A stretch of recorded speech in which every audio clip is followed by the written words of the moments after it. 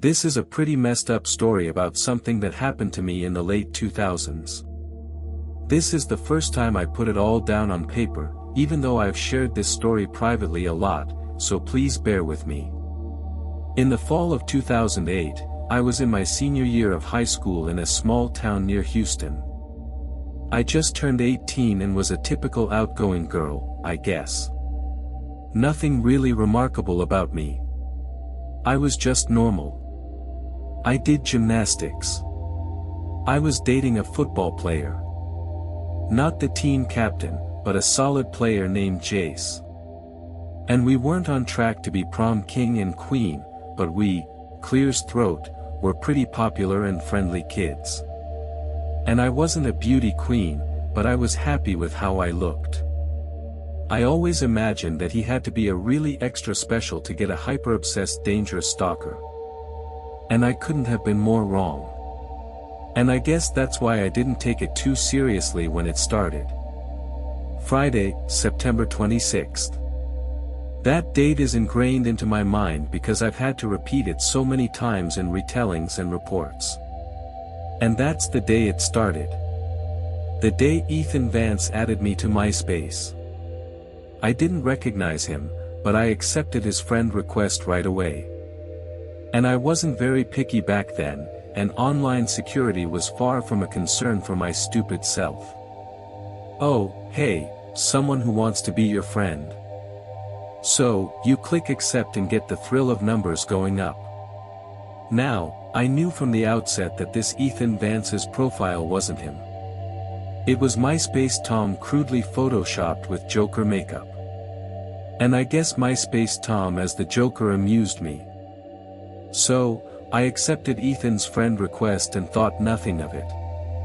Later, I got an alert about a post on my MySpace wall. It was from Ethan. And he said something like, "Hey, see you around school. You seem cool." And I just replied asking if we had any classes together. Now, he replied with a simple yes, which was unhelpful. So, I stopped replying and went ahead with enjoying my weekend. Saturday was the last barbecue of the year with the family and my boyfriend Jace's fam, and the weather would be turning soon, so it'd be a time to put the grill into storage for the winter. My Uncle Mark, Dad's brother, famously grilled a mean steak, and our barbecues would inevitably turn into large neighborhood events with dozens of people coming and going throughout the afternoon and evening. Towards the end of the night, when the various kids in attendance had settled down and things were a bit quieter, Jace came up to me and asked who Ethan was. I didn't immediately remember the guy who added me to MySpace. So, I asked for some context. And Jace let me inside and showed me a note stuck to the refrigerator with a magnet, and it said, "Hey, Elena, you look great today. Good enough to eat. Ethan." Creepy. So, I remembered Ethan Vance from MySpace and told Jace about him, and we tried to work out who Ethan Vance was and if we'd seen him at the barbecue. Now, Jace eventually figured out that Ethan could be this quiet, unassuming kid who had a few classes with us. He dropped by the barbecue at some time in the evening. Jace said, this kid, if I was thinking of the right guy, was a band geek type. Certainly didn't strike me as the type of guy to leave a smutty message on my family refrigerator. And that night, I posted on his MySpace wall asking if he'd left a message. And his reply was, "LOL, yeah, you like it?" I didn't say yes or no, but asked if he was Ethan from Chem in Spanish. "LOL. Yeah," came the response. Mystery solved. Strange, creepy, and annoying, but solved. Jace and I confronted Ethan the next time we had class together. Ethan was absolutely baffled and said he'd never put anything in the refrigerator. Jace kind of got up in his face, and I swear Ethan was about to piss himself. He had been at the barbecue but swore he hadn't stuck a note on the refrigerator. Wasn't interested in me like that, quote unquote. And anyway, his name was Ethan Miller, not Ethan Vance. Jace wasn't so sure, so I managed to talk him down, which is lucky because I think he was about ready to pound Ethan Miller into the dirt. And that evening when I came home from school, Dad and Uncle Mark were watching the game. I asked Dad if he'd seen anyone come into the house during the barbecue, and the house was typically out of bounds during our BBQs, except for people using the bathroom, so people went in and out, but wouldn't linger. Dad couldn't recall seeing anyone in particular. But Mark said Jace and a couple of his buddies had been hanging around the kitchen. Obviously, Jace hadn't seen anyone suspicious, but I called him later that night and asked if he could check with his buddies or see if any of them recalled the note on the refrigerator to try and pinpoint exactly when it had been posted. I was beginning to feel like a crack detective, and then everything simply cracked. The next evening, Ethan Vance posted on my MySpace wall saying something about how he wanted to see my insides. Now, anyways, this was pretty clear in a concise thread. So, I told my dad and Uncle Mark. Now, they were both absolutely fuming. Uncle Mark, who at the time was working night security, offered to swing by the house regularly on his off nights and keep an eye out for anyone suspicious. No less than 2 days later, while me and my family were blissfully asleep, Mark reported catching an intruder peeping into my bedroom window. He'd leaped out of the car and gave chase, but this black-clad figure had apparently given him the slip while leaping through neighbors' gardens and over back fences into their yards. Mark had returned to his car and sat outside our house for the rest of the night until we were up and awake and he could let us know what had just happened. I didn't really understand why at the time, but we decided not to call the cops the first time, and I was told that Mark and Dad decided that it would be better if we just handled it ourselves. This didn't make me feel very safe, but they knew best. And by this point, I blocked Ethan Vance on MySpace, but I kept receiving dozens of spam requests. I'd also received random friend requests and abusive messages on every messenger program I used, and it was really starting to terrify me. This guy is watching me from somewhere. What about the nights when Uncle Mark couldn't keep an eye on the house? This guy could be outside looking in, and maybe one day he'd break in and take things further. I expressed my fear to Dad and Uncle Mark and suggested again that we just call the cops. Dad was taking my side, but Uncle Mark said that he had 2 weeks vacation from work and will be able to monitor the house a lot better. Now, he suggested that we could handle the guy our way, and this seemed to win Dad over. They'd always been those kinds of brothers. The spam and abuse online kept coming. Different accounts every day, different threats to my email before I blocked each and every one. Threats of violence and worse. And it was driving me nuts and making me feel so unsafe. I begged Dad again to call the cops and he finally agreed. Unfortunately, my paranoid ass had been deleting most of the emails and messages from the stalker, but I kept the note from the refrigerator and a couple of the latest emails. Dad and I took them to the station that afternoon. The female cop I saw was really helpful and sympathetic. Unfortunately, she explained that there wasn't much they could do with what we had, but told us to keep collecting information and evidence. They did take the note away for processing, but we'd all handled it, so there really wasn't much of a chance of finding fingerprints or anything. That night, I awoke to a loud commotion in the backyard. The clock read after 2 o'clock in the morning and I grabbed a robe and covered myself and then looked out. Uncle Mark was standing in the back yelling and waving some kind of bat. Dad and I rushed outside. Mark was out there with a neighbor hollering about an intruder. When he calmed down, he told us that he'd caught a figure in a hoodie peering through my bedroom window.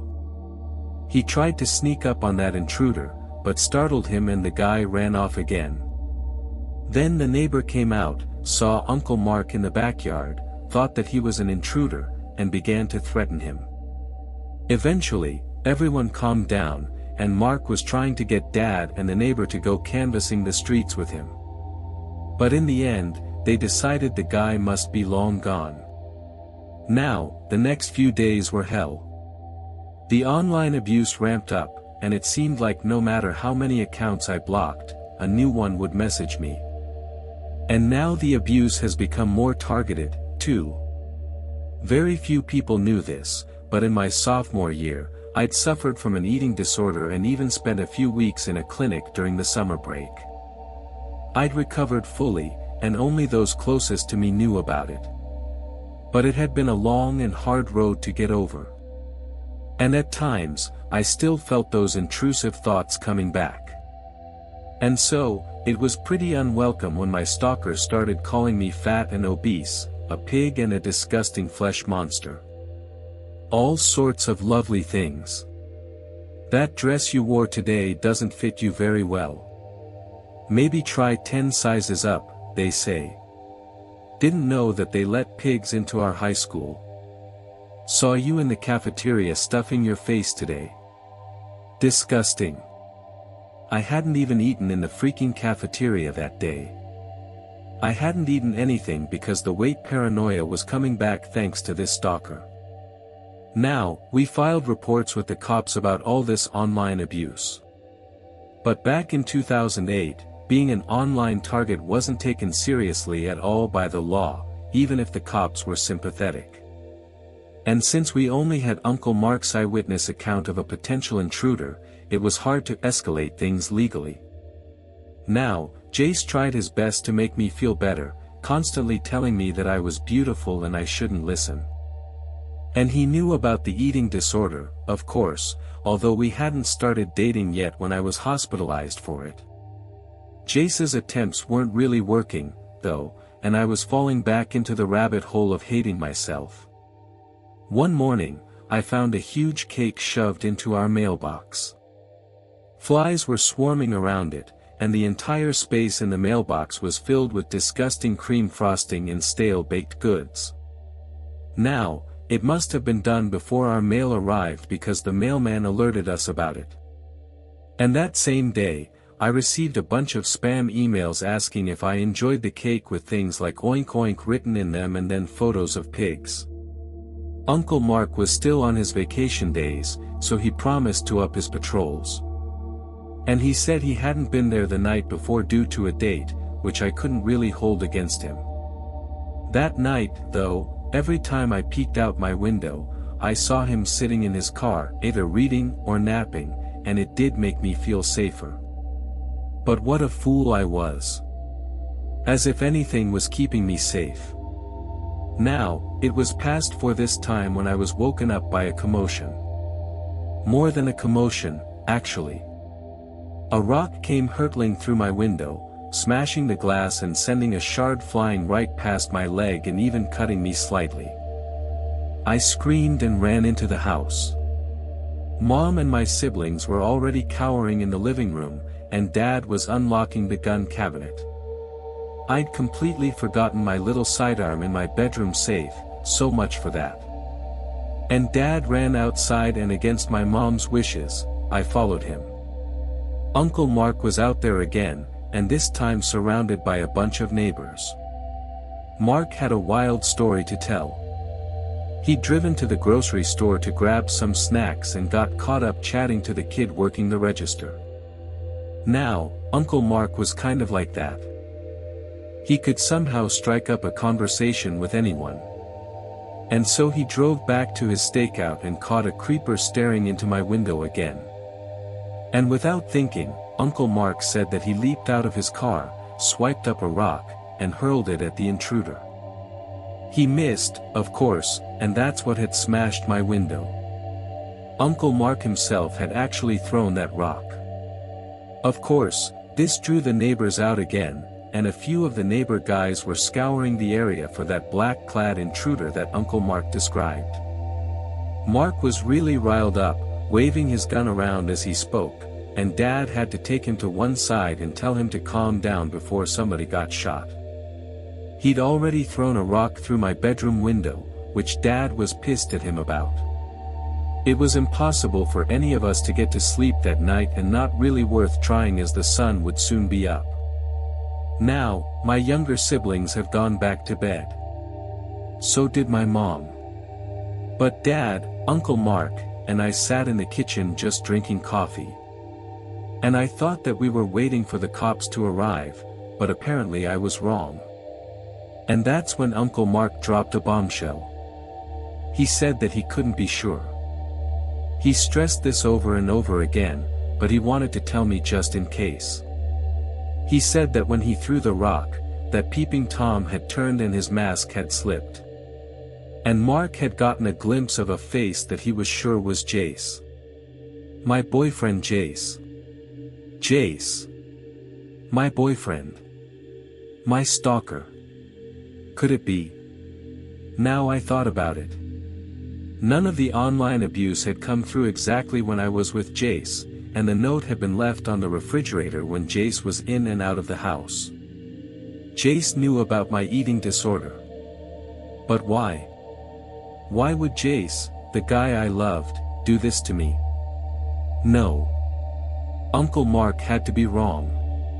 Jace wouldn't have the time or energy to make all these fake accounts, do all this harassment, shove a cake into my mailbox. Uncle Mark could have seen any white, normal-looking teenage boy and jumped to conclusions. And Jace wouldn't do this to me. I mean, he wouldn't, would he? Now, I didn't want to raise the issue with Jace. I was still very insecure, and I was worried that even asking him about it might cause him to break up with me. It's dumb, I know, and Jace must have been able to tell that I was distant with him, though, because he asked what was up between us when he called me on Friday night. And I just broke down and told him how bad I was feeling because of the stalker, how insecure and scared that I was. And I mentioned that I felt so unsafe at school knowing that this guy was watching me from somewhere at every turn and wanted to try to fish for any clues that Jace might feel guilty. And that's when Jace pointed out something interesting. He said something like, well, the stalker hasn't actually done anything at school, right? And when I thought about it, he was right. All the harassment had taken place in and around my home, and I never received any anonymous notes in my locker. Nothing slipped into my coat or bag during school, and the stalker had left a note in my home, filled the mailbox with cake, and been caught lurking around my bedroom window by Uncle Mark a couple of times. There's no actual proof he goes to school with us, Jace had said. And then I thought about the messages. They would be sent to my email, my MySpace profile, etc., and I never really paid attention to when they were posted just when I received them, which was after I returned home from school. I've been saving them for the police reports, so I went back and checked while on the phone with Jace, and the messages that were timed or dated had all been posted at random times throughout the day, although never mid-morning. Whoever it knew certain details, though, like what I'd worn to school some days. And then Jace reminded me about other details that were wrong. Like the time the stalker had given me crap for stuffing my face in the cafeteria when I hadn't even eaten my lunch in the cafeteria that day. And this revelation didn't make things better, though. If anything, it just widened the pool of suspects to an almost impossible size. Now, this really caused me to start panicking, and I broke down on the phone and started crying and hyperventilating. Jace insisted that he was coming over there and then, and we lived across town and it was nearly midnight. So I told him not to, but he was insistent. He wanted to check on me, so I hung up the phone and waited for him and felt good that I had a boyfriend who dropped everything on a Friday night to come and see me. I was checking my messages that night, hoping that something would come through while Jace was on the drive over, proving that he wasn't the one sending the abuse. Now, by this point, I was pretty certain he wasn't. But the confirmation would have been nice. I got the confirmation that night, but not in the way that I could have ever expected. I was reading, I think, when the commotion sounded from outside. This was beginning to become a routine now, yelling, shouting, and then a crash. I rushed to the window. Jace was struggling with someone on the lawn. They were both rolling around out there and neighbors were already beginning to emerge. I saw Dad step onto our lawn holding a shotgun. I ran outside. Dad had his shotgun trained on these two men, Jace and Uncle Mark. Jace had his hands held behind his head while Mark was shouting and ranting. "Shut up," Dad screamed at him. I was shocked to see this gun swing in Mark's direction, and I was even more shocked to hear what Jace was saying. Jace had pulled up around the corner outside of our cul-de-sac and walked around the block of my house to avoid waking my family. By now, it was nearly 1 o'clock in the morning. As he'd approached the back where my room looked out over, he'd seen a figure standing in my window. It was very clear from his motions that the guy was pleasuring himself. Jace yelled and then tackled him and started beating on the guy. And that's when he realized it was Uncle Mark. Now, Uncle Mark denied this, and of course, he hadn't been touching himself. He'd just been on his patrol like usual, keeping me safe. Now, this could have been believed, except Dad's eyes traveled down to Mark's crotch. His fly was clearly undone, and his clothing was very disheveled. Now, when Uncle Mark saw where Dad had been looking, his face went as white as a goddamn sheet. It had always been Uncle Mark leading this narrative. And it had been Uncle Mark who had been caught in the backyard by the neighbor that first time and came up with some story about how he'd been chasing a mysterious third party. It had been Uncle Mark who threw the rock at my window, claiming that there was an intruder. It had been Uncle Mark who had repeatedly persuaded us to keep the cops' involvement to a minimum so we could handle it ourselves. Uncle Mark, who was at our house either most mornings or most evenings, who would know what I was wearing to school, who would have time in the day to send various abusive messages. Uncle Mark, who could easily have slipped into the house during the barbecue and left the note on that refrigerator. Uncle Mark, who was able to shove cake into the mailbox because he was the one keeping the house safe, quote unquote, in the first place. Uncle Mark knew all about my eating disorder, my insecurities, my weaknesses and fears. Uncle Mark, my dad's flesh and blood brother, who'd been a beloved presence in my life since I was born, stalking me, harassing me, fantasizing about me, and that trauma still exists for me 16 years later. Now, I'll summarize everything briefly as we did get the cops involved, but the online stalking charges didn't amount to much back then, and it was Jace's word against Mark that he'd been perving on me through the window. Ultimately, there wasn't much that we could achieve with the law. Why did Mark do all of this? It turned out that he'd always incredibly hated my dad for marrying my mom. Mark was the older brother and had secretly harbored a thing for my mom. And I don't know the extent of it, and I don't want to know, but he came clean about a bunch of small yet spiteful acts that he committed against my dad and our family over the years. Accidents that weren't really accidents, damage around the house that happened mysteriously, neighborhood kids keying dad's car, all sorts of small yet terrifying incidents. And then apparently when I hit 18, I quite blossomed into looking too close to mom, and that made him hate me too, as well as apparently well yeah. So he decided to hurt our whole family in one evil go. And after all this came out, we'd never seen Mark again. Dad passed away 10 years later and mom just a couple of years ago. My two siblings were doing well as they both lived overseas and haven't heard from Mark.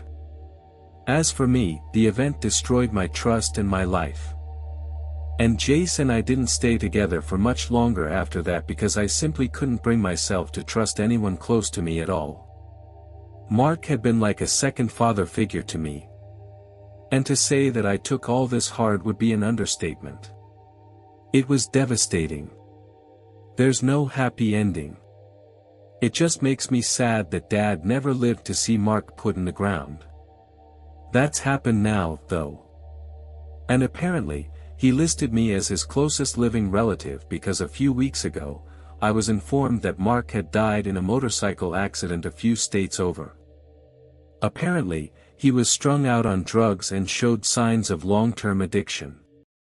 I don't think I'll have any more involvement than being informed, but I'm glad to know that he's gone and I hope it was painful. I have moved on and I have a partner and family of my own, and I'm just very grateful that my kids can't grow up with a terrifying paternal uncle because my husband is an only child. So, I just wanted to tell you about my last date. His name was Marcus, and he was perfect. I met him on Tinder, and I genuinely saw a future with this guy. And I guess there was a future, just not a future that I could have ever predicted. Now, we chatted on the app for a few days before deciding on our first date, a lunch date picnic in Millennium Park.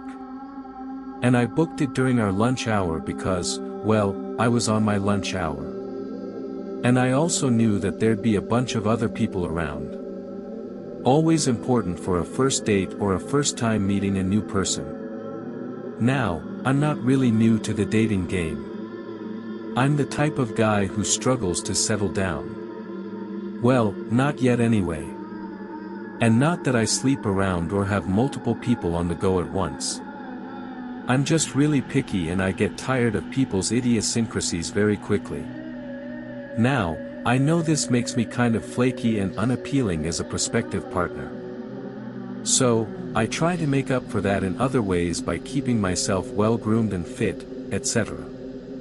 I want people to give me a chance even if I'm not always best at doing the same in kind. Now, Marcus was wonderful, mid-20s, I'm late 20s. He was very calm, gentle, almost quiet, and a very thoughtful guy.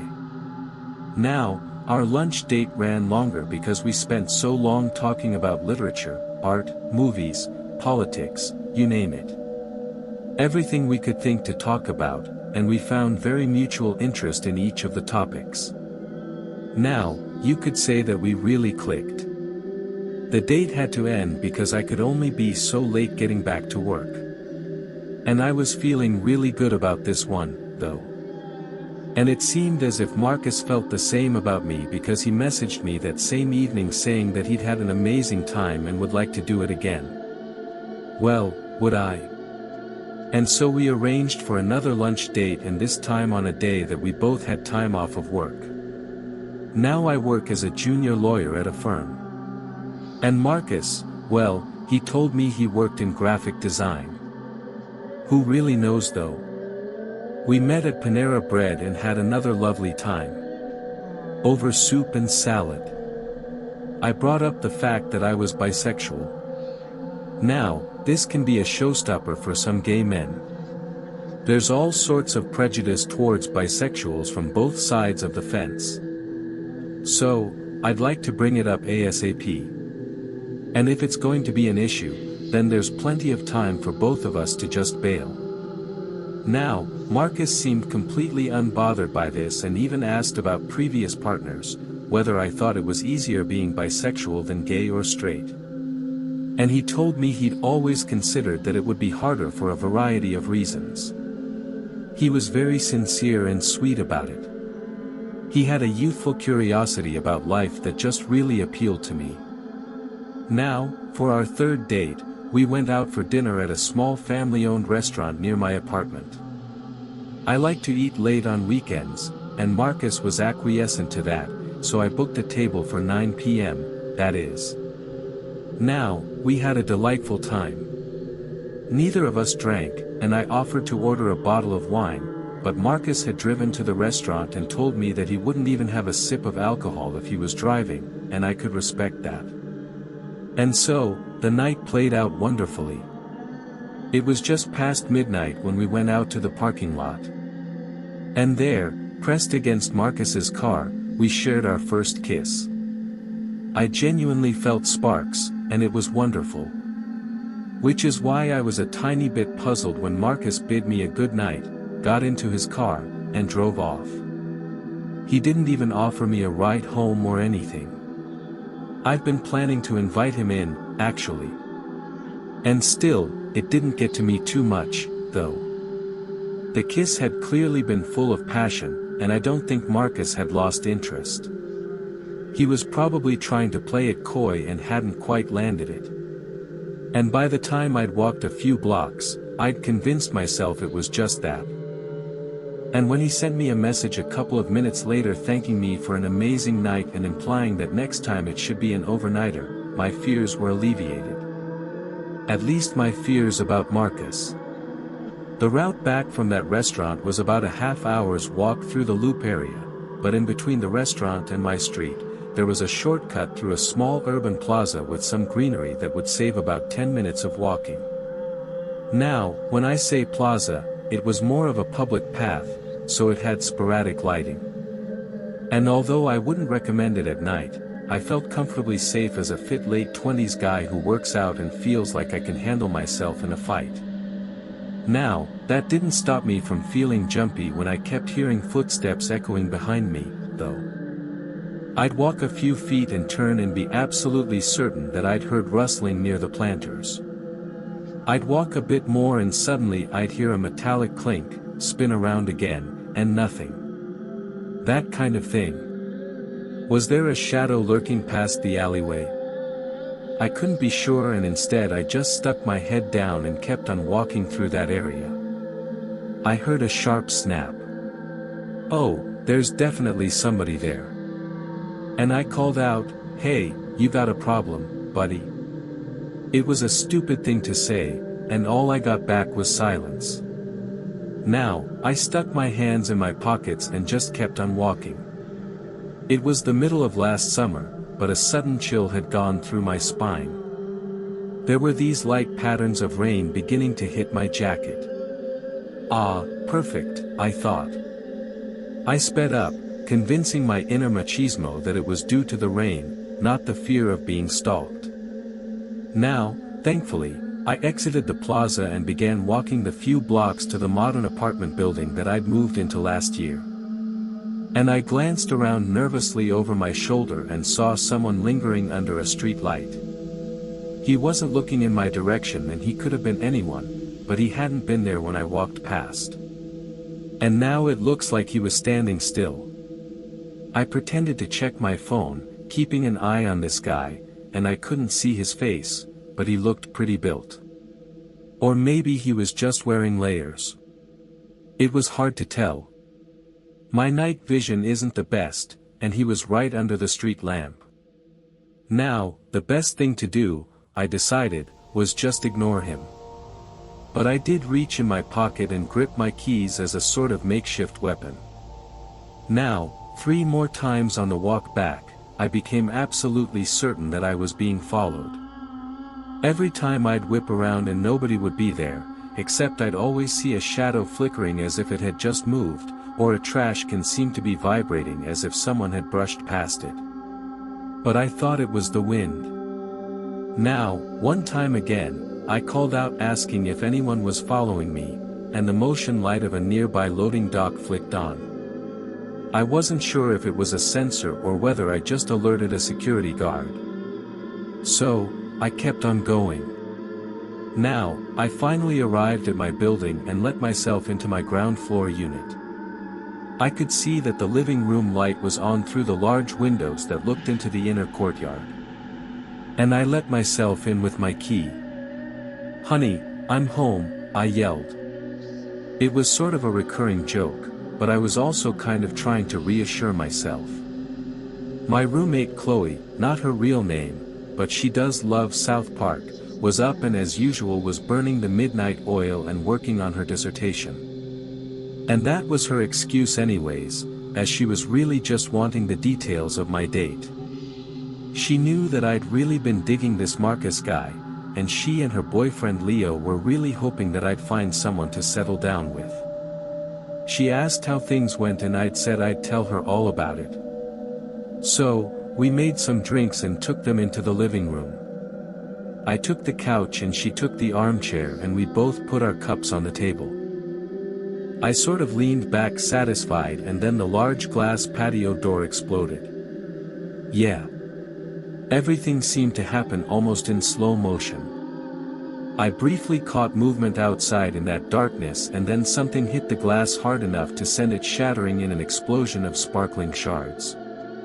No sooner had that happened than something distinctly man-sized burst through the opening, sending further explosions of glass around the room. Now this figure landed on his feet on our living room floor. Shook himself like a goddamn dog shaking off water. Shards of splintered glass flying everywhere and me and Chloe holding up our arms to protect our faces. This man screamed something indecipherable. But I could hear dark, ragged breaths coming from him. Who was this? Some addict here to rob us? I thought of someone on drugs. A neighbor? A delivery driver? All of these thoughts were bursting through my head in half a second. No, you already know who it is, right? It was Marcus. And Marcus gestured wildly at us with this heavy metal crowbar that he just used to smash our glass door in. I effing knew it. He grunted again. I just stared at him in shock. Chloe stared too, and of course, she had no idea who he was at all, having only just seen him in 1 or 2 pictures on my phone. And here he looked frantic and feral. I started to stand, but Marcus swung that crowbar dangerously close to me. So I sat back down on the couch. I knew it. He said, I knew you were married. I could see a pale band on your ring finger. You were hiding your wedding ring. This was of course complete nonsense. I'm not married and never have been. Whatever kind of paranoia Marcus had about dating a married man, he must have projected it so hard onto me that he saw a clue that wasn't even there. So, this is Marcus. Marcus, this is my roommate, Chloe. And at that exact moment, at that exact perfect moment, the bedroom door bursts open and Leo stumbles into the room bleary-eyed with bed head and clutching our golf club. And this is Chloe's boyfriend, Leo, I added. Now, Marcus just stared between the three of us. His expression changed like 10 times in a matter of seconds. Fury, horror, fear, anger, sadness, nausea, fury again, and then finally sort of bemused. Oh, well, sorry. Now, he couldn't even blame it on the alcohol. He didn't have a drop to drink that night. Now, what happened was Marcus had previously suffered a couple of bad experiences with dating apps. Go figure. Specifically, straight or bi-curious men trying out the lifestyle with Marcus without a care for his feelings. And he said it happened a lot, but I imagine it was more like once or twice. And I got the impression that Marcus fell for people easily and he fell for them hard.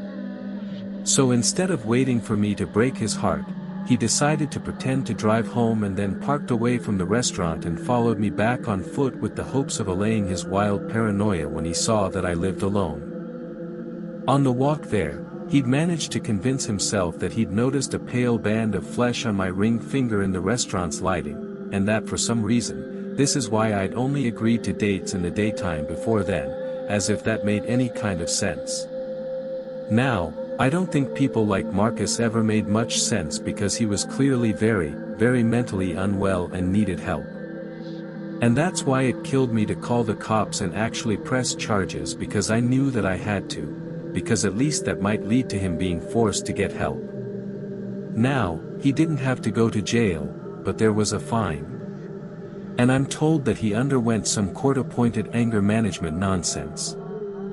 I don't think anger was his biggest problem, though. I think he needed help. But hey, I'm not a doctor. I haven't been on any dates since Marcus last summer. Not through any apps or any other means. And for now, I'm perfectly happy to work on myself platonically. Marcus, if you're somehow listening to this, I wish you all the best. And I'm sure you'll make someone a great partner one day. But for you and I, please, let's not meet again.